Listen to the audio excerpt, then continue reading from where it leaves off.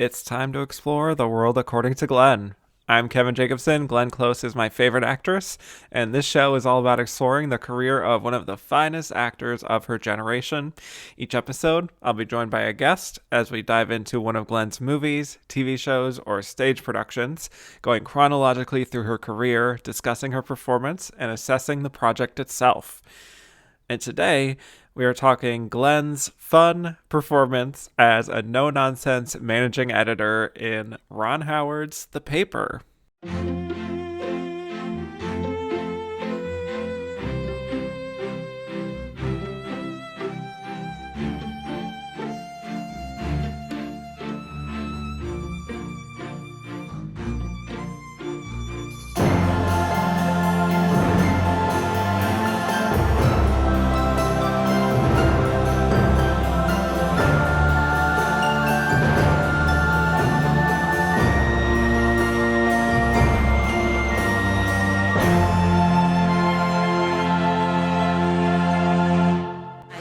Eight-time nominee Glenn Close, motherfuckers. My guest today is one of the best in our space, I would say. You have heard her numerous times on And the Runner-Up Is, including covering the Best Actress races of 1946, 1998, and 2023. Senior news editor at Entertainment Weekly, former editor at Gold Derby. We seem to just keep going on that same career path together, me and Joyce. Stats Queen, as I dubbed her many years ago. Welcome to the show, Joyce Eng. Kevin Jacobsen rules. I haven't used that in a while. Wow. Yeah. Thank you so much. So yeah, that's your rule for the SNL predictions. Thank you for having me back. Of course. Well, in this case, it's a new show, so for the first time, you could say. Yeah, but in the franchise. In the franchise, thank you so much. Yeah. Yes. Of which this is a spin-off, you could say. I don't know. It's what would you call it? Like the and the runner-up is universe? Yeah. The runner-up universe. The runner-up universe? Sure. I don't know. We'll work on it. We'll workshop it. Yeah. But thank you so much. I'm so excited. Before we kind of get into it, though, I did just want to note that I sent out a Google form to a lot of people, a lot of my former guests, and a lot of them clicked off like so many different titles that they wanted to do for the Glenn show here. Joyce Eng here clicked 2 titles only. This was one of them, and the other one was Guardians of the Galaxy. Sorry to spill your tea, but you are. That's fine. I'm proud to broadcast that and have that publicized. Yeah, of course. And do you want to hear my strategy when I do these types of things? Oh, I would love it. Yes. So when I got that prompt from you, I knew immediately the ones that everyone was going to pick, the high profile ones, like all the Oscar nominated performances and everything, and even Damages, which I love, and The Shield too. Yes. But my logic in this is that he's going to have so many requests for all the obvious titles. And he's not going to have enough for the lower profile ones or the flops or the forgotten titles. I'm going to go for that. Wow. So I did those. And now here you are. Yeah. Here I am for The Paper. So successful strategy. Yes. And you were correct in all of those assumptions because I got so many for Dangerous Liaisons, Fatal Attraction, 101 Dalmatians. And I'm I'm not here to fight with other people for those things. They can have it. Yeah. I'm here to help you talk about the forgotten titles. The ones that are such forgotten behind. Titles as Guardians of the Galaxy. Yes. Also forgotten in her filmography, I guess. Yes. But it's also that's not a title that I think a lot of your listeners would regard as a top one for her. So and I'm happy to talk about the MCU because I am an MCU fan. So okay, well, perhaps I will have you back for that, but don't want to make any guarantees right away. You never know. Maybe you'll have a request for that in the interim. So I know. You never know. But before we talk The Paper, would love to know your relationship with Glenn Close overall, and if you remember when you first saw her, and if you have a favorite performance of hers. When you told me to think about this, I was like, I don't remember the first movie I saw her in, and I think it was probably The Natural. Wow. Okay. Definitely not when it came out because I wasn't alive when it came out. I think I just saw it when I was a kid at some point, and I think that was the first. I didn't know who she was, obviously, but I think that was the first movie of hers that I saw her in. And then I saw her a lot throughout the 90s, including The Paper, which I also did not see when it came out initially, but just saw on TV at some point. But, I saw 101 Dalmatians in the theater. Mm-hmm. I also saw Mars Attacks in the theater. Amazing. And Air Force One. So I think the 90s was really when I caught up to her filmography. Like that was also when, I saw Fatal Attraction for the first time then. So yeah, I think the 90s was when I really got into Glenn. So what was the thing that really kind of struck you About Glenn? her? Yeah. Well, it's interesting because like when you're, I guess, introduced to her in the 90s, like some of those roles are like villainous roles, including her one in The Paper. Yeah. So I think I was just like, man, she's really good at playing like tough women and, the villain of sorts in a story. I think that, yeah, like until like later on when I watch more of her stuff, but I think like as a kid, I was like, yeah, she's like really good at just playing these like intense characters who like go after what they want and know what they want. Yeah, absolutely. And did you have a favorite performance from her? Now, looking back Now through the of whole now, filmography. Yeah, yeah. I mean, I love Fatal Attraction. That's Nice. just like an all time, I think. I mean, if we include TV, then Yes, absolutely. Damages Hell and yeah. The Shield. Like I Love think it. like her Damages performance like is Oscar worthy. So Well, her she her won two two her Emmys for it. two-time Emmy winning performance is Oscar worthy. Yeah. And as we know, she helped usher in a whole new era of television with movie Hmm. stars going to TV, or Hmm. cable, especially. Yeah. So She's such a pioneer. she is in many, many ways. Actually, speaking to that, did Sarah Plain and Tall kind of pass you by in the 90s? Because that's Oh like no, no. such a different vibe than the villainous roles. No, we watched that in school. Oh my God, I just totally Okay. forgot about that. Yes. Yeah, we watched that Yeah. in school. You Yeah. just had a Because we, sense we memory. yeah, we read the book, obviously. Right. So Yeah. we watched that in school. Yeah. Yeah. Yeah. Yeah. Completely different from her 90s or the 90s movies that I watched her. Exactly. Well, we are indeed going to be talking about one of her more villainous or antagonistic roles, you could say, here in The Paper.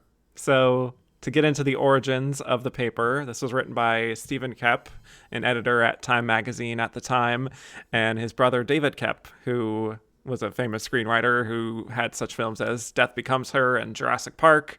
So, quite a pedigree there. They set out to write a script about the newspaper business, a day in the life sort of thing. Meanwhile, Ron Howard was interested in making a film about this very industry and was put in touch with the Kepps. And when Howard read it, he felt that it was a little too dominated by male characters, so kind of suggested that they change the managing editor character, Alan, to a woman, Alicia, which is then how Glenn got involved. So, according to the writers, they didn't change much of anything in terms of the story arc for this character, but it does sort of obviously provide a different dynamic to have a woman in this role. But Ron Howard is quoted as saying, Glenn has intelligence, beauty, sexuality, and a kind of don't mess with me strength. There aren't many actresses who have all that and convey it in a glance. Yeah. No notes there, Ron. Mm-hmm. Hmm. And then Glenn herself had a very funny quote where she was like, she just said, "She's a bitch. I love it. It made my choices very simple." So that was her take on I this mean, character. also not wrong. So Yeah, yeah. we'll get into it. Yeah. Um, Hmm. But anyway, yes, the paper takes place over 24 hours in the life of a fictional tabloid newspaper called the New York Sun, and the film is mostly told from the perspective of Henry Hackett, played by Michael Keaton, the Metro editor at the paper. He has a pregnant wife, Martha, played by Marissa Tomei, who also works for the paper but is on leave during her pregnancy. He is overworked and underpaid, but he gets the chance to interview at the fictional New York Sentinel, basically a stand-in for the New York Times. But we also are meeting his coworkers, including Alicia Clark, played by Glenn, managing editor, who's very insistent on keeping them in check money-wise so that they stay in business. We also have Randy Quaid as Michael, a columnist who is, stop me if you've heard this before, a little bit of a conspiracy theorist, too. So a predictive text. And carries a pistol. Yes. Inside the office as well. So, indeed. Yeah. It's the 90s. Mm-hmm. Robert Duvall plays Michael's mentor and boss, editor-in-chief. Bernie White, who is a workaholic and has prostate cancer. So anyway, early in the day, they hear of two black teenagers who are arrested for the killing of two white businessmen in Brooklyn.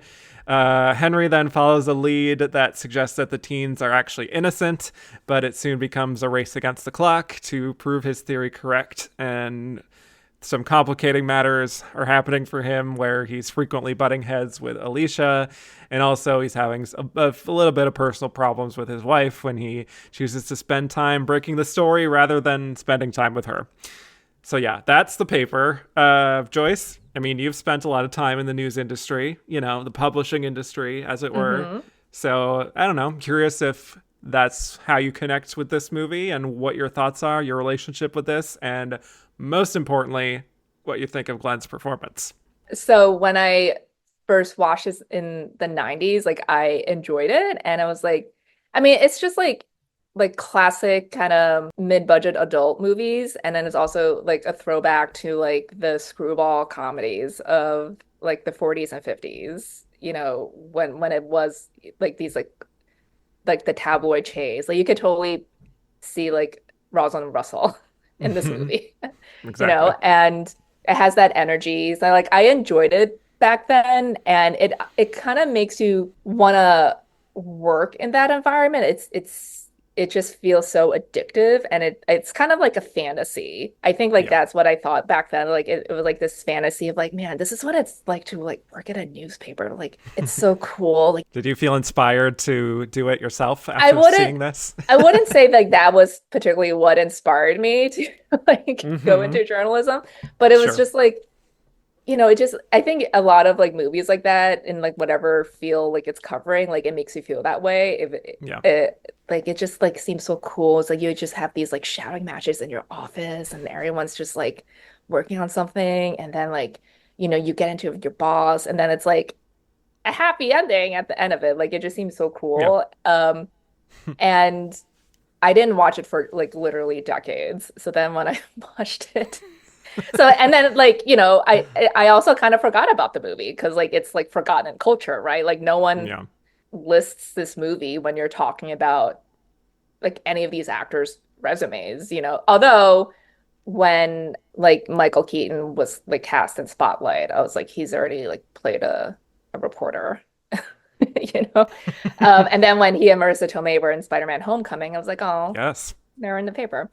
Even though I don't think they shared any scenes, but no. But yeah, so then when I rewatched it for this, it made me like love the movie so much more than I did. Wow. It made me like kind of sad and wistful because it really is, the movie is a fantasy now. Like this world does not exist anymore. And like obviously a lot of things are embellished in the paper, but that was pre-internet and that's just how you operated back then. It's like you had to corner your sources in a bathroom. Like the perp walk, like you there's no, like digital cameras, like you can't check right away if like you got the shot. You have to go back to your darkroom and see and pray. So it's like a different time. And like I think what's so interesting about watching it now is that I think like back then when you watch it, everything feels so fast paced, and the movie is fast paced. But now when you watch it in 2025, compared to the reality, like everything is slow. It's like they have a whole day to work on this one story and like get the truth out. And then it's like, and then like the whole crux of the movie is like whether or not to print the truth at 8:20 p.m. or like hold the truth for another 24 hours. Yeah. And it's like that would never happen now because it's like Glenn's character's whole reason is because like she wants to save money because you have to like the printing press costs money if you change it. But now you could like print the wrong facts, like it's like correct at the time, the information you got, but it doesn't cost you anything to issue a correction or update the story once you get new information, you would just update the story online because everything is online now. And Hmm. so everything is like so much more fast paced now. So it made me sad watching it. Yeah, it is Yeah. nostalgic. Yeah. But I thought Glenn was great in the role. Like again, she has like on paper the classic villain antagonist role, like the boss who's like always like up in your shit and not letting you do what you want to do. But I think what's interesting about the movie is like all of the characters have, and you could argue like this is also to its detriment because a lot of them aren't fleshed out. Like, but all of the characters have these side plots. Personal Like, life stuff. Yeah. yeah, like obviously, Henry does, and then like Marissa has the thankless like wife role, but even she gets like stuff to do because like she misses her job because she's on leave, so she's like helping him with the story. Right. And like Robert Duvall's whole thing is like he has prostate cancer and he wants to reconnect with his daughter Jill Hennessy, and then he's even stalking her at her home by the end. Yep.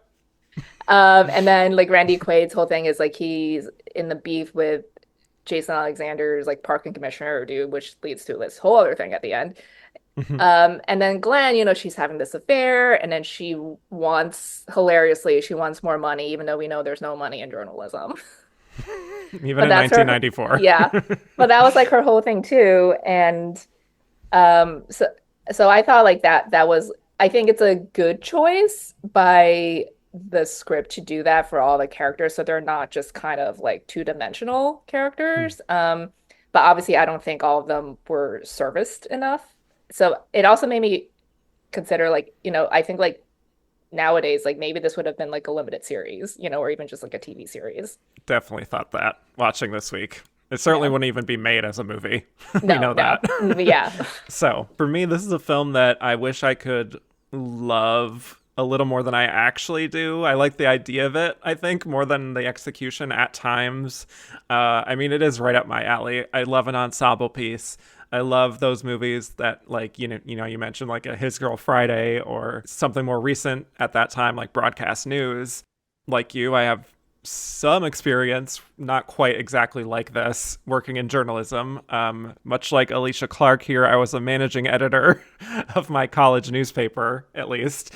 Much less high stakes, but certainly felt a lot of those late night sort of agonizing over whether Hmm. or not to include certain things, or more often than not, just me having procrastinated over looking at the final copy until the last few hours. But yeah, a lot of great elements here. I think the cast is fantastic. I think they really play off each other really well. I think the dialogue, the rhythms of it just feel very, very authentic and clearly based in Stephen Kep's observations. I do think by the end it kind of flies off the handle, to be honest. Yeah, And there's like way too much going on at the end. yes, so and like some of the injection of their personal lives, like you said, at times don't feel as fleshed out as they should be. Even like some of the gender dynamics aren't fully fleshed out, I don't think. But I get that the Keps didn't want to make like that character. They kind of wanted to make it more gender neutral in Alicia's case and didn't change all that much. But I think all the complexity that character has is down to what Glenn is bringing to it, honestly. And I think she does a great job with it. I think she inhabits that kind of stereotypical bitch boss, to use her words, and to kind of stick in the mud, who's always kind of hounding people about the budget and not really being the get along gal who gets to have fun with the guys. And there is an underlying tension there that she brings to it of recognizing that this is a boys' club, and is navigating it as best as she can, but she can never quite be natural in hanging out with them, and sometimes having to deal with some like condescending stuff from her bosses too. So even though based on that quote that I read, like she may not have done a lot of heavy character work per se compared to like a Alex Forrest or certainly Norma Desmond, she still gets that undertone, I think, of like Alicia is very self-aware of her place there, but also knowing she has a job to do and she knows her worth and knows she's good at what she does, even if it sometimes makes her the bad guy. Yeah, for sure. And You you know? really get that from her conversations with Duvall's character and Yeah. Jason Robards. Yeah. who, great bit of casting there, fun bit of casting, who's like the owner basically of the New York Sun, which is their stand-in for the Post.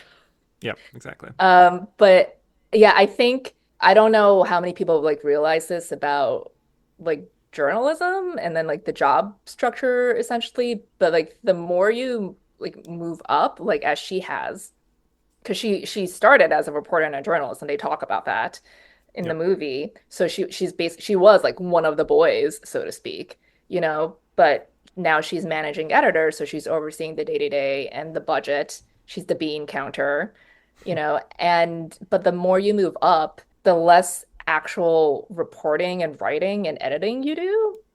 Mm-hmm. And and that's the reason that like these people get into the job, right? Like they just love the chase and the reporting of the story and writing and editing, right? So, Right.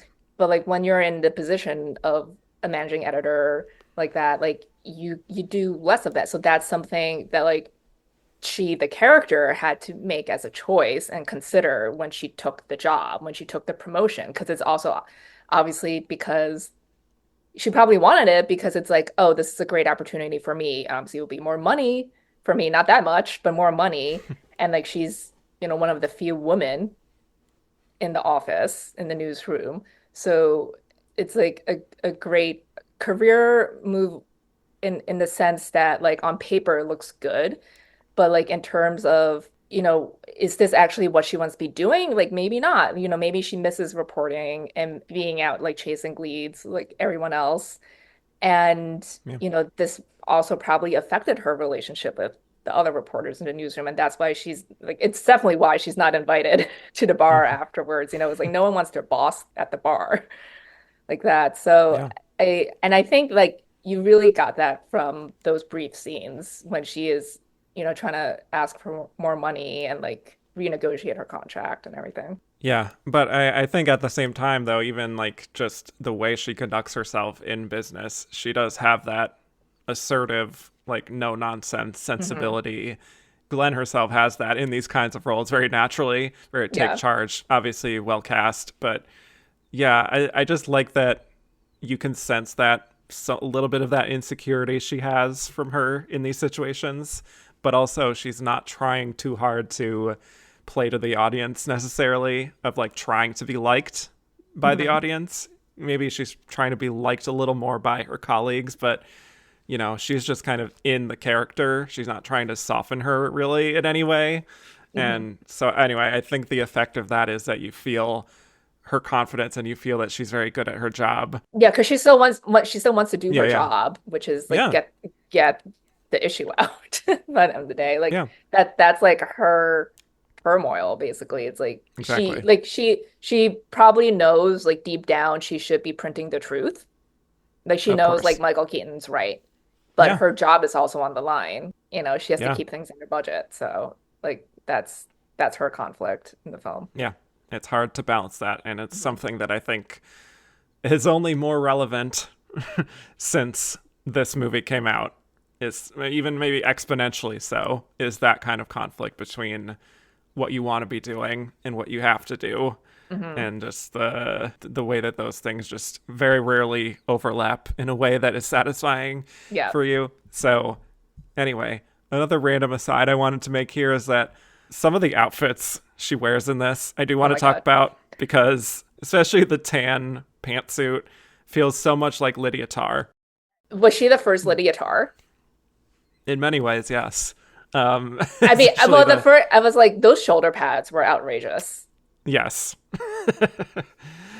And the hair and the way she peers over her Yeah. glasses so much.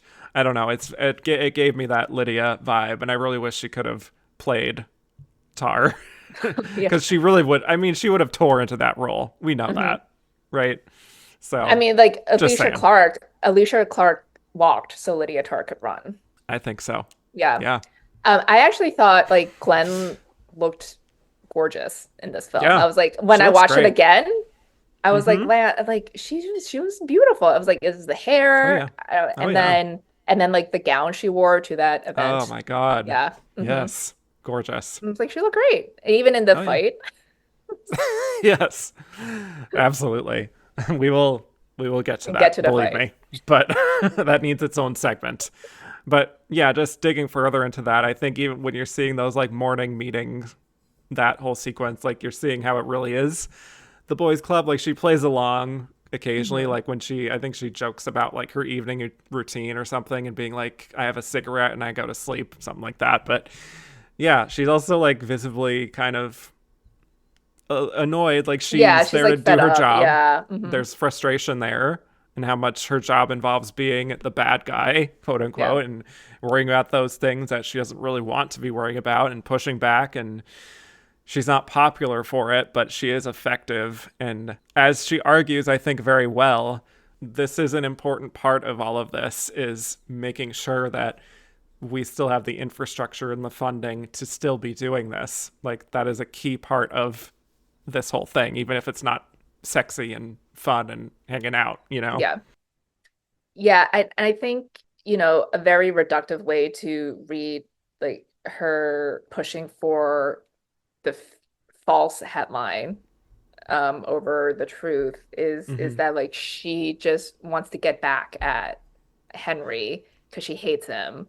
But I don't think it's that at all. And I think, Yeah. like because of her performance, it's more complicated than that. It's not that like she just hates him and she just wants to get a W over him. It's because this does cost money, like Mm-hmm. she has like the financials to think about. Like she does have like the job involves, like you said, like being the bad guy and saying no to things and these really difficult decisions. And like back then it's just like Mm. you could afford not to print the truth right away because like there was no internet, no social media, like no one, like the chances of someone else scooping you was probably slim, Mm-hmm. So True. it's like you probably could wait 24 hours to Yeah. print that, right? So It seems wild from our context looking at it in yeah, 2025, but in that context, absolutely. yeah. She's And well within her right to say all that. Yeah. yeah, so it's really not just because she hates Henry and she Right. wants to get, yeah, like it's not like that at all. It's way more complicated. It's the job complexities, and you really see her wrestle with that, figuratively and literally. So Yeah, for sure. And I think one of her better scenes for me in the film is, well, first of all, we do get again like some insight into her personal life, which is like like she's having an affair. She's also like worried about these weird skin issues at one yes. point, which is an interesting inclusion. But I think she acknowledges in that scene like this has to be our last meetup Yeah. together. And just establishing that I do appreciate that detail in that scene because it does show that she has a life outside of this, that she isn't just the sort of sexless hard ass kind of trope that you might be expecting, and that she has a life even if it may be very messy. And so I mean that combined with later on when she goes to Bernie, the Robert Duvall character, to ask for a raise, and he's kind of annoyed, and like she tells him straight up that she's considering other offers and is like asking permission to start interviewing elsewhere. And he clearly doesn't love it, but then he's also kind of subtly indicating that he knows that she's having an affair, Hmm. even if he doesn't know exactly who it is. He kind of, I think he's either intuiting that or he just knows directly for whatever reason, probably the former, but Hmm. because he has experience. And I love when she leaves the office. She does this funny sort of like shrug moment of frustration. Very relatable. Just like it's just exhausting for her having to Yeah, it was like a dead keep end. Yeah. keep being as good as she is at her job and then feeling like she's still not getting a fair shake in return. And Hmm. again, all of that is still extremely potent in Yeah. today's media landscape, and like asking for a raise and getting that dead end. And yeah, hits close to home. Hmm. And I think like all the romantic entanglements there are just a commentary on how relentless the job is, because Mm-hmm. it's like Michael Keaton and Marissa Tomei's characters are married, and she is a reporter there, she's just on leave. So it's like, oh, they met at work and fell in love and got married, and obviously, their like Glenn's and Duvall's characters' dalliances too. And it's like the newsroom, the working at a newspaper, it's like it's a 24/7 job, you know, it's not your normal 9 to 5. And you spend a lot of time with these people at work. So like you're gonna hook up. So I think Yeah. like I thought like that was interesting. And also like the subplot with Henry, also because Martha wants him to take the job of the Sentinel because again, it's like he's moving up. Again, you move up and you do less of the groundwork. So he has more time to spend at home, but that's not what he wants to be doing. Right. You know, so it's like because like you're gonna have a baby, so it's like I need you at home more. You just can't be stopping the presses at 8:30 p.m. instead of at dinner with me and your parents. You know, so yeah, Yeah. I think it's like I don't know like how I don't know like scandalous or whatever it was at the time for, you know, a female character like Glenn's to be shown, you know, sleeping around. Mm. Because it's I like, you mean, know, with like because it's like you're not as supposed much to, at the yeah, time, maybe, but the height of erotic thrillers. yeah, So, because the character was supposed to be a man, so it's like you almost yeah. expect that of like male characters, right? Yep. But like they That's didn't true. change anything. Hmm. So, and then it's supposed to make you dislike the character more or just like doubt her more and like her intentions because it's like, oh, she's like sleeping around with this guy and you know, she knows it's not right and she wants to end it. Yeah. I genuinely didn't think about any of that. I didn't have any judgment for her towards that. I know, I was I just mean, like, I don't care. no, It's yeah. just like, yeah, it's just like knowing that it was supposed to be like a male character Yeah, that's true. originally. Yeah. I also love like whenever they gender flip a character, they they're so creative that they keep the first letter of the name, you know? Yep. Like it was Alan and Alicia. It's Yeah. like, why does it have to be an A name? The AL name at that. I I don't know. know. Yeah. Yeah, very silly. I mean, before we get into like some of the climactic moments, which are truly climactic in many ways, I did just want to talk more about the rest of the cast too, in terms of that. Obviously, Michael Keaton is kind of our main protagonist, and you could say Glenn is like co-lead, but it's definitely more of the Michael Keaton show here. Love him with Marissa Tomei. I think they have great banter together. Very Hmm. fun. Wish they could have shared the screen in Spider-Man Homecoming just to see if they still had it.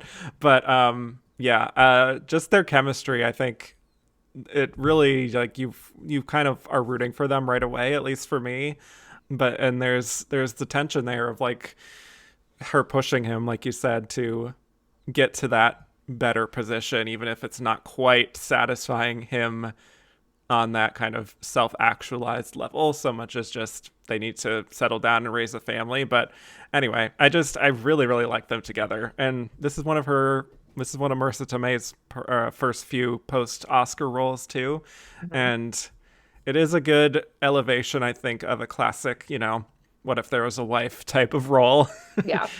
That, yeah, I love that little scene that she gets when she's out on the town and interviewing that source and the lead and getting really into it again. You can kind of, her excitement there, I think, is very contagious for me. Yeah. It's like, you know, she's going to return to work after leave. Like, yeah, she's not just like the nagging wife at home. Right. You know, like her scenes are just not at their apartment. So Hmm. Also, we get a fun little cameo from Catherine O'Hara, just when randomly she popping fills up. when she fills the wine glass all the way to the top. It's perfect. I would like to think that that's a Catherine choice, not a script Probably. choice. Um, But I think like that part because she's like the lady friend of Marissa's who did like give up her career basically, and like I thought that was like a great counter for Marissa's character to see like, oh, this is what her life could be like if she just became a stay-at-home mom. yeah, very much Catherine kind of just like Yeah. rambling about how motherhood will not be easy, that Hmm. men get these thriving careers even after becoming fathers, but women don't really have that luxury. I just love seeing her. And yeah, it adds another angle to what Marissa is thinking about too, or Martha. I know you like Michael Keaton, right? You're a big fan. You're a big Keaton Yes, I love guy. Keaton. Yeah, yeah. Well, what do you think of that? I mean, this is like a post Batman Returns, so he's kind of like, This I don't is know. one of He's, you know his better performances. I mean, he's never I think bad, so. but I think this is like Yeah, also right in his wheelhouse. Like he's just really good at playing these like harried, eccentric Yeah. characters, A little and bit cocky and, yeah. And yeah. then, I mean, he has so many great phone call scenes in here, like the Yes. one with Oh my God. Spalding Gray. Like Yep. he really draws you in, and like his urgency like makes you feel like, oh, this is like life or death, like, and I think it's hard to do that, especially in like a movie when it's like so quick. It's like you have to make people believe like this thing that the character cares about is like really that important to me.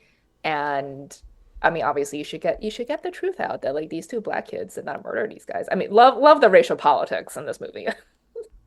Yeah. Great racial politics. Um, Got our white but saviors. yeah. Uh, but yeah, no, he's really great in this role. Yeah. And like I will go as far to say like I like of his like journalism. Oh, I guess he was also in Live from Baghdad, which is also that was Haven't seen it. I think that was on CNN. I think it was like a TV movie, but Hmm. I prefer this to his Spotlight performance. Yeah. I would say they're pretty different, Yeah. going for different things, Hmm. obviously. So it's really tough. But yeah, certainly the flashier of the two. Hmm. I mean, yeah, that scene where he's on the phone and talking to the editor of the Sentinel is just wild. Because it's the context of that is that he stole a lead off of his desk, and Yes. so he calls back to basically give him the business and tell him he's not ever going to work at the Sentinel. But it's just so that line reading is so perfectly Michael Keaton, the way he just sasses back like really and just does all the F bombs over and over. Because I don't live in the fucking world. I live in fucking New York City. So go fuck yourself. I mean, it's Yeah. just a Like classic. it's like classic and like high stakes, and you're just Yeah. like you just want to like if you're watching in a theater, you just want to jump up and like fist pump him. Oscar cheer moment, Hmm. you could say. That was his Oscar clip. I think so. Would have been. Yeah. Hmm. Or at least a Golden Globe. Not that they have clips, but yeah, again, I just really like the ensemble vibe, and whenever we get those bigger ensemble scenes, for me that's where the movie really is just like firing on all cylinders, and everyone like has their distinct roles and they fulfill them so perfectly. It just again, that cockiness and the playfulness of Henry when he's telling him about how he got that lead from the Sentinel editor's desk, and that great little back and forth they have about headlines. I think Hmm. someone just throws out like, what if they just say caught? And just Alicia kind of just scoffs and is like, that's boring. And you can sort of like feel the momentum picking up as they start to really chase the story and figure out their angle and everything, like because they don't have proof yet, but there is kind of a spark there in a sense that like something is more like there's more to this story than it seems. And I Hmm. think that excitement that you have as a journalist when you realize that there's layers to the story, that is really well captured here. Hmm. So, Yeah, for sure. I also love but when like they want to get the photo for the perp walk, or Alicia does, right? yeah, And Henry wants to stall, so then he's like sending the most green photographer to go in they there. And call her that like whole, 14. yeah, and like that Yeah. whole sequence was great as well because he's Hmm. like he's doing what Alicia asked, but he's also trying to fuck her over as well to buy himself more time. So they don't want her cover. Right. But then she gets the shot accidentally. It's a great shot. Great shot. Yeah. Love an accidental Hmm. shot. Yes. Hmm. I think we should start getting to the climactic moments here because, like, like I was saying, I Really? think everything up to when they fight in the when they're by the presses, I'm like, this is Yes. so great. I'm loving just the interplay here. It just feels so authentic. This is where it gets sort of like, okay, this is a movie, and that's okay. It's entertainment, right? Because like the big scene where first of multiple action sequences I should say is where Henry finally gets the information or the confirmation from that cop that the teens are actually innocent and rushes to literally stop the presses. Well, first Randy Quaid tells him you got to say it. Stop the Yes. presses. Right, that's true. But yeah, she Alicia refuses. She says wait till tomorrow, and Obviously, her reason for that is the money. I think there is a slight feeling at the same time, at least in the script more so, that it's a little bit personal for her too, of her having to constantly have to deal with his bullshit and just being kind of tired of being left out and stuff. Like there is that's not the whole Sunday, but it's like the cherry on top is just like that extra motivation for her to really go after him, I guess you could say. That's my take anyway. But yeah, tired of being disrespected. And I do love her line reading though, when she goes on that rant of being like, you think I don't get the bean counter jokes or understand your snide shit? Like you don't even have a college degree. You couldn't take the shit I put up with, and that whole thing, and can't even invite me to a lousy drink, and literally coming to blows with Henry, putting up those fists. It was a brawl. That's a straight up brawl. Yeah. Yeah, there was mace involved. She does a high kick and misses him and falls flat on her back. Mm-hmm. Yeah.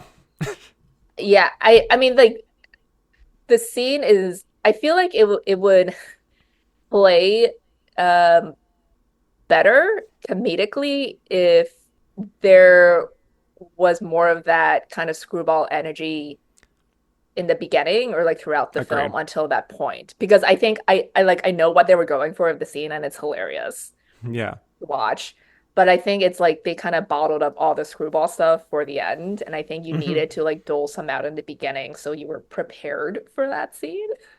Right. It's also very long.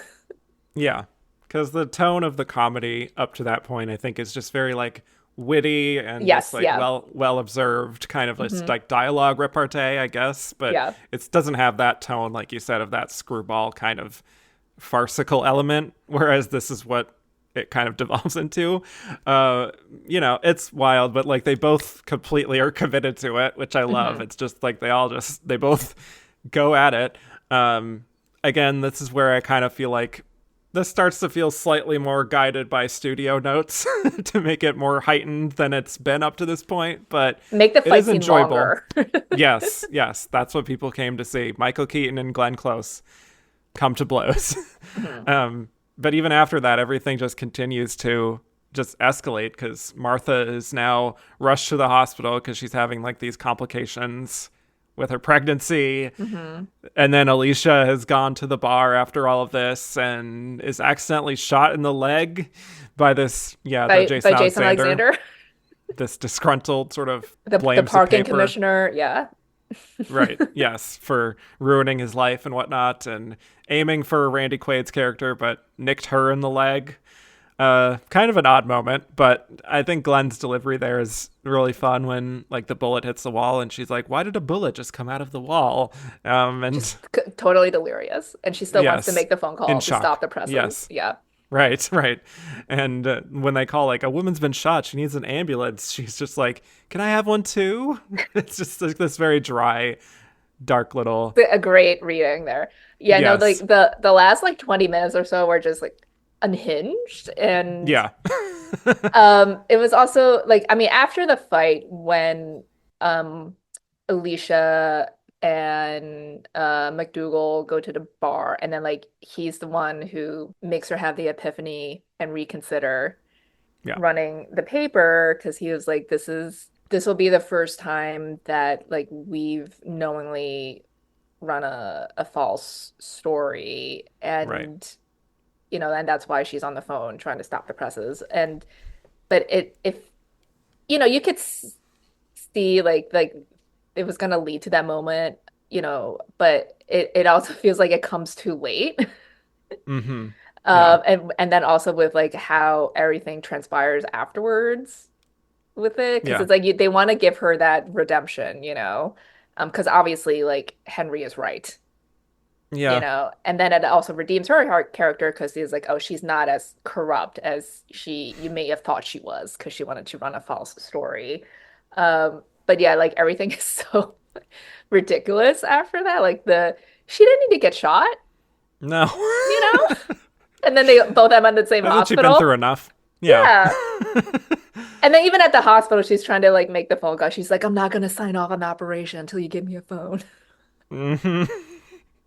She And is just that committed yeah, to the it's like job. why did we also need her to get shot and Yeah. to do this? I mean, I I don't know. often feel that way about Glenn's characters at this time. Why did they need to be punished so Yes, harshly? yes. We should examine that as a culture, why that is the case. Hmm.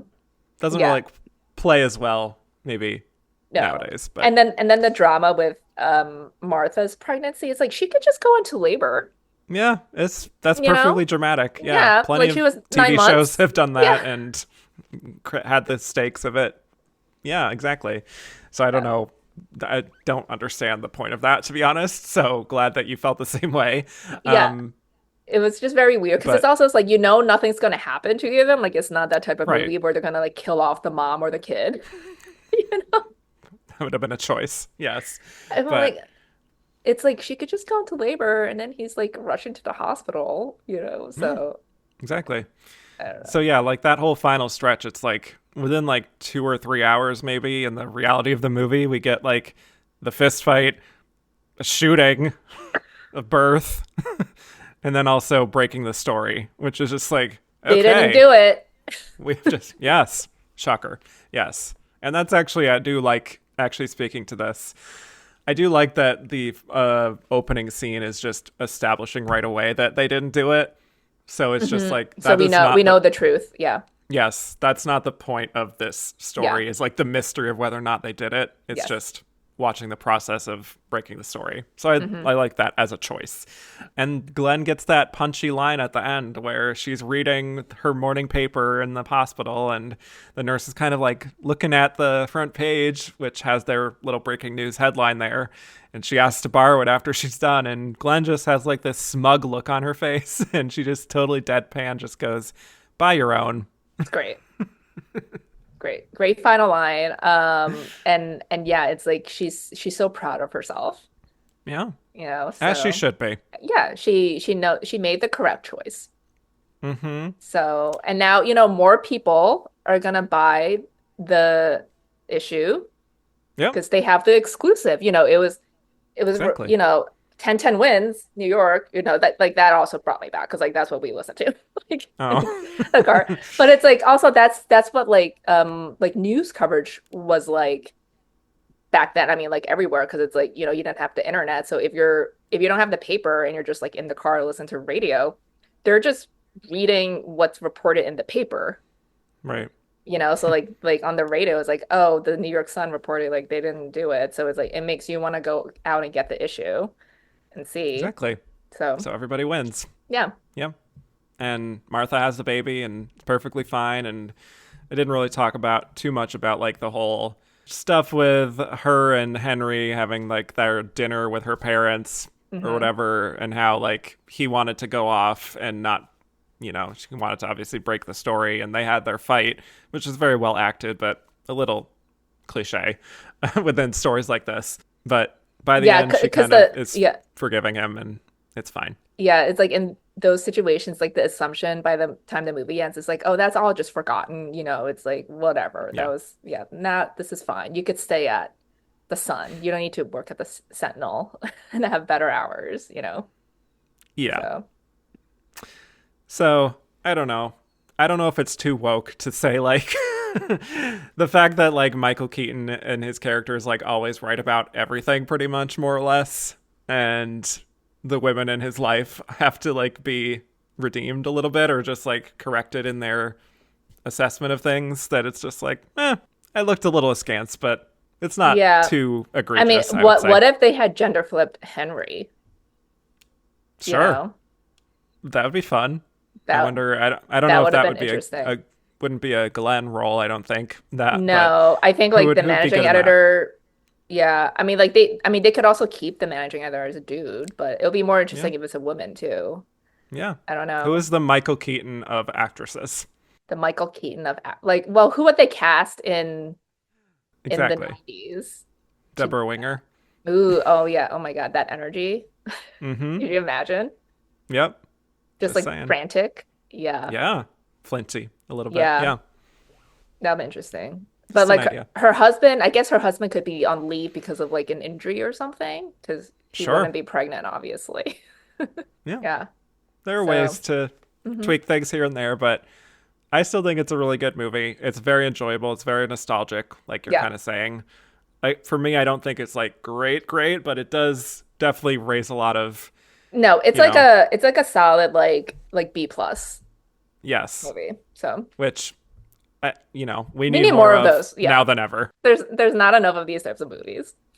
Certainly not. And like you said, or we talked about at least, this would not be made as a movie today, sadly. And even though I didn't love it as much as I wanted to, I would probably watch like 7 seasons of this as a TV show It'd be because, just a procedural. Like, yeah, yeah. absolutely. I Obviously, we mean, wouldn't get this caliber of a cast in the 90s on TV, but still, I there just love their dynamics. So, mhm. And like every episode, I mean, yeah, they could do a format where like every episode is just focused on like one story. yeah, So, they could delve into like there could be a whole episode where it's just about Alicia. right. And That everything would she be has her to Emmy deal with tape. from her perspective. Yeah. Yes. This is feeling very West Wing Alice and Janney for me, which complimentary. You know, I mean, like we are talking about The Paper, the movie Yeah. in 2025, and there is literally a show called The Paper in 2025. That is true. I hope you didn't get confused when I sent out that message. Definitely not, because Yeah, I prefer this paper to that paper. No offense to that paper. I think most people probably do. Also, like if they were to make like reboot this movie as a series now, like it would have to be in modern times, which would be so different. Yeah. Because this Would is it even like be a newspaper? no, it would just be a website. Yeah.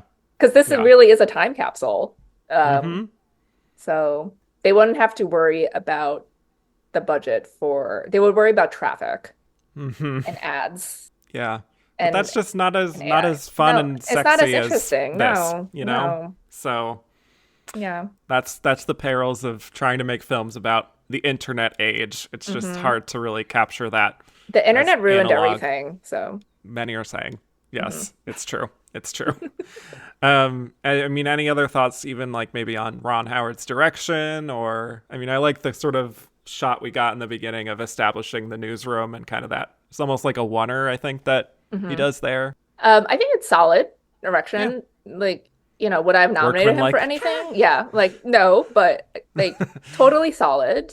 And yeah, Yeah, I think like I mean even like the fight scene which we're like half making fun of. Like I thought that was well directed.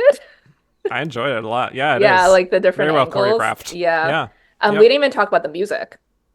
Randy Newman. Randy Newman. His Hmm. his credits song was nominated. Yeah. You better make up your mind. A classic Randy Newman tune. The beat, Hmm. the melody. Yes. Yeah. But The also delivery of it. yes. Yes. But the score was good too. Yeah. Very good. So again, it has that workmanlike quality to it that hmm you miss this when we got this kind of movie kind of dependably throughout the year hmm in the 90s. So lovely time capsule. But unless you have anything else, we can just talk a little bit about the release of the movie. Let's do it. Okay. So the paper was released on March 18th, 1994 in limited theaters. It then expanded the following weekend where it landed at number 3 at the box office behind The Naked Gun 33 and a Third, The Final Insult, and number 1 at the box office, D2 The Mighty Ducks, My fave. a film that is very important Yeah. to you. Why I do you know. think I did not see this in the theater? Because I was watching You're D2. you were fully seated in that I theater was seated. for D2. Yes. I was seated. Trademark IO. Whatever. Exactly. Yes. But it held pretty well throughout. It actually held at number 3 for like a month or so. So solid, but ultimately made about $38 million. Decent sized hit, but a slight disappointment overall. Ron Howard has actually talked about this as recently as 2025, because he said in an interview with Vulture this year, he said it never got a foothold outside of 6 or 7 cities that still had major newspapers. That was already a dying idea. Small towns had lost their papers and so forth. It played like $100 million movie in New York and Boston and Toronto and San Francisco and LA and Chicago. Everywhere else, it was a disaster. So, yeah. It was for the critics. It was for the coastal elites. Yeah. I think he's not wrong there. That theory tracks. So, yeah. Mm-hmm. And it got mostly positive reviews, and it did get 1 Oscar nomination for Best Original Song for Make Up Your Mind, Randy Newman. I did just want to briefly look at that competition that it had that year. So we had Look What Love Has Done from Junior. Shout out to Junior. Love Junior. Yep. We had Circle of Life from The Lion King, Hakuna Matata from The Lion King, and the winner, Can You Feel the Love Tonight from The Lion King.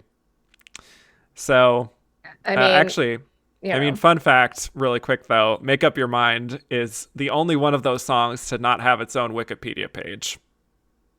We could start one right now. We should start one. Yeah. With sources. Yes. And everything. Yes. What a capsule there. Like, what would you have voted for from that lineup? Would it be Make Up Your Mind? It would not be Make Up Your Mind. I think the right song won that year. Okay. But I'm not a fan of credit songs as nominees. That's true. So sorry, Diane Warren. Yeah. But they could have played the song in the movie at some point. So yeah, I thought it might be, in the opening credits. Could have easily put it in there, but no, it wasn't. So there you are. Well, would you have nominated the movie for a Globe? Yes, a Globe. Mm-hmm. Michael Keaton. We get a good combination of 3 of Best Picture, musical, or comedy if they did it there. I think based on how things kind of the fight, escalate. The end. that's why I would classify it as a comedy. Michael Keaton, Best Actor. Glenn Close, Best Actress. Get that combination. That's what I would. So do. you would do her in lead. Yeah, I think so. I think she's a soft co-lead. Yeah. Personally, what do you think? Yeah, I guess. She gets scenes on her own, like with Jason Robards and. Yeah, she is she's the main antagonist. I mean, I don't think anyone has a timestamp this movie. So Matthew I don't Stewart, know. I know. CC Matthew Stewart timestamped the paper from 1994. I guess maybe Marissa might have more screen time than Glenn. Yeah. But she feels more supporting just because of the nature of her role. And yeah, I think you could definitely push, Glenn is borderline, but I don't care about where you run. So you could definitely push her in lead. So in my eyes, she is a leading lady star. So obviously. Yeah. So yeah, I think, it was kind of sold as that too, of Michael Keaton, Glenn Close, the paper. I think might have been the poster. I don't know. The poster had, I think, a bunch of them on it, but I think she was definitely credited second. She is billed second. I do know that. But anyway, any theories maybe as to why, it got good reviews, it got an Oscar nomination, decent box office, but maybe didn't quite connect as strongly as it could have? With audiences or awards? Yeah, audiences. Mostly audiences, just people, the normies. The normies. Yeah. I guess, it was 94, so then, I think, the normie movie of the year was Forrest Gump, which would come out a couple months later. Yeah. So I think it was just sadly just kind of got lost in the shuffle. And then I think it's more sad that there hasn't been a proper reprisal of the movie until now, obviously. Yes. Well, this will usher that in. So, thank you. So, yeah. Really, who has talked about the paper in the last 31 years? Yeah. I don't know if there are any Ron Howard projects out there of reassessing his movies for Michael Keaton or whatever. But yeah, to your point. Yeah. But I just feel like no one, even when you're talking about, when Michael Keaton had his comeback with Birdman, no one was really talking about the paper, and at that point, it had just been 20 years. And even Glenn and her career, no one mentions this movie when they're talking about her best performances. So Yeah. That just made me briefly imagine the Birdman score, but in this movie. Imagine. How would that be? Yes. Really, Uh, really amp it up. mhm. Anyway, I do think it is just a movie that is appealing to a more niche demographic, Yeah. perhaps. And, again, by this point, even now, like people were used to seeing those kinds of stories in a smaller scale setting on TV more so than the theater. So wish it could have been a TV show. And I think even like Marissa Tomei could have gotten her own POV episode. We could have gotten a random aside with Jason Alexander, for all I know, like taking time off from Seinfeld to head over to the paper. I know, to shoot at Glenn Close. Oh my gosh. I mean, imagine the Yes. episode when Marissa Tomei returns to work. Oof. Come on. Huge. That would Yeah. be a sweeps episode for me. Of course. And it's like baby, like motherhood and the work now. Like, come on, Right. that would be a great arc for her. Yeah. I could also see them just like randomly jumping the shark at one point, and like him and Marissa Tomei are separated, and like Michael Keaton and Glenn Close kiss or something. And it's just like Another workplace oh, dear. romance, another hookup. Oh my gosh. Exactly. Yes. Finale. Yes. And Jason Robards, he can win a guest actor Emmy. I see the vision. He just pops in for like 2 episodes a season. Yep. So Yeah. what could have been? Yeah, and then you'll have a reunion at some point between Robert Duvall and Jill Hennessy. Wow. See? I mean, when he's like just peering through her brownstone window at the end, like, Yeah. kind of creepy. Wild note to end on. Yes. I know, but also her like reading the whole story on her front porch. Yeah. One side. Very goofy. Very goofy. But I don't know. Would I consider nominating anyone for Oscar? Probably not. I think it's fine with its original song nomination. Maybe if it's like a super weak year, I could consider a screenplay, but I don't know. It gets messy by the end. So it's Michael Keaton maybe in a slightly weaker year. Yeah, I don't think there were any egregious snubs here. No. But would have been worthy of an ensemble nomination at SAG. I would say. Oh yeah, that would be nice. Yeah. So anyway, let's get to our final segment where we're going to rate Glenn's performance on a very specific deranged scale that I have devised. Thinking about her performance and where this sits in her career, would you say that her performance as Alicia Clark is such that she's ready for her close-up, which is to say one of her best performances? Is it low Glenergy, not one of your favorites, not an essential one, or close but no cigars, kind of somewhere in the middle? I would say close but no cigar, just like the movie itself. Yeah, pretty much. For me, I agree. It's the platonic ideal for me of a close but no cigar. Yeah. She alluded to it in her quote I read at the beginning. She's a bitch. It made my choices very simple. Like it wasn't a role that she necessarily agonized over. Lot? Yeah, no. Right.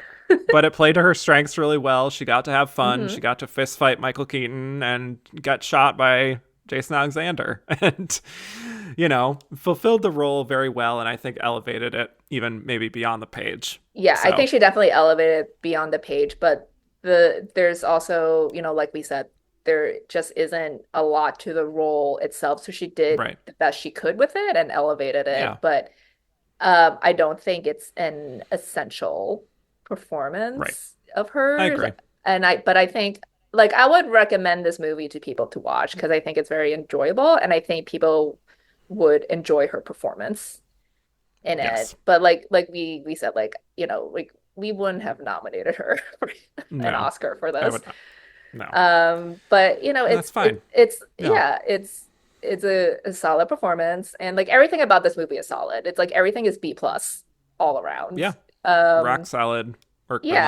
And she knew what she was doing. Was this a paycheck gig for her? I don't think she got that much money for it, but I think it was a job, and she liked maybe the script or the people she got to work with, and maybe she knew what she could bring to the character a little bit. And she did her job. She did her work. She went home, just like Barbara on Abbott Elementary. Wow. Look at that. Yeah. I thought you were going to say just like her character here. Just like to a certain respect. She she does the job. She does, yeah. But she also kind of brings her work home too. That's true. Yeah, I don't think she brought much home from this, to be No. honest. I mean, she did the House of the Spirits. She directly went into this, and then she started rehearsals for Sunset Boulevard all in the same year. So the hard work was to come for her. We'll say that. So I think I mean, you would know better than I would, but like she's always struck me as someone who just likes working. Like even Yes. now at 78 Oh, years yeah. old, she's constantly working. So I think this was just like a job.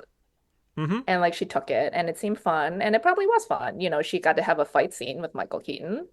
Exactly. Um, so She I got mean, to wear some great suits. yeah. And I was also thinking like during the fight scene, like how many like movies have asked her to be this physical? Like there's like Fatal Attraction, Yeah, I would say that. you There's a little know? bit of that in Jagged Edge, but to Yeah. your point, there's not really up to Yeah. that Like point. she got to have a So, fight scene. So, exactly. So, well, I don't know if you want to count Hook in the oh, yeah. physicality of that, but Yeah. that's one It's scene. slightly different. Yeah. Yes, and not to end on too sour of a note, but we will eventually get to her reunion with Ron Howard many years later on Hillbilly Elegy. That is going to How be many people requested to do that one? more than you would think. I think people just want to tear into that Just one. want to clown on it. Yeah. Yep, a lot to unpack there. Yeah. Haven't should- recorded that, obviously, but like that is going to be a time. That should be like a two-parter. Yeah. Joyce, this was so fun. Thank you so much again for joining me. Of course. Thanks for having me back. Always fun. Never a Yeah, bad time. Always happy to talk about Glenn, your fave. Wow, never a bad time. Yes. Yeah, love bonding over Glenn with you. Love that you've been kind of, quietly rooting for her all this time in this decade to like get the Oscar or just at least have the great roles that she continues to Yeah. have. I mean, I know like as we're recording this, she was in the New York Times this week Yes. talking about how, it doesn't matter to her if she wins an Oscar, but like all of the women in her peer group have won an Oscar. Yeah, that broke my know? heart reading that. Yeah, I'm like, Yeah, just give her one. it's tough. I know. She always jokes about how she's going to be wheeled out in a wheelchair and Yeah. drooling to get an honorary. But yes, we always keep hope alive. Anyway, where can people find more of you on the internet if you want them to find you? Totally up to you. If you want to find me, if I want to be found, I'm at Joyce Eng 61 on Twitter, not X, Twitter. So I know that's right. Yeah. Yes. Follow Joyce, please do. She's one of the best, like I said. And look at her Oscar predictions because she tends to be right about certain things.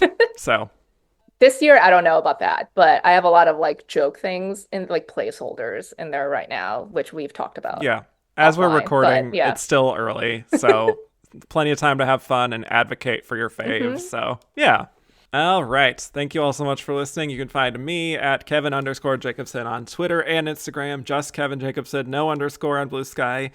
You can also listen to my Oscar-themed podcast, and the runner-up is for coverage of every single Best Actress race, including 3 here with Joyce, recording on such wildly different movies as Brief Encounter and Sister Kenny and Oh my God. Central Station and Shakespeare in Love and I thought about Duel in the Sun recently and I forgot why. Duel in the Sun. And I was gonna message you about it and then I think I got Oh my distracted God. and I forgot. But I like something made me think of Duel in the Sun.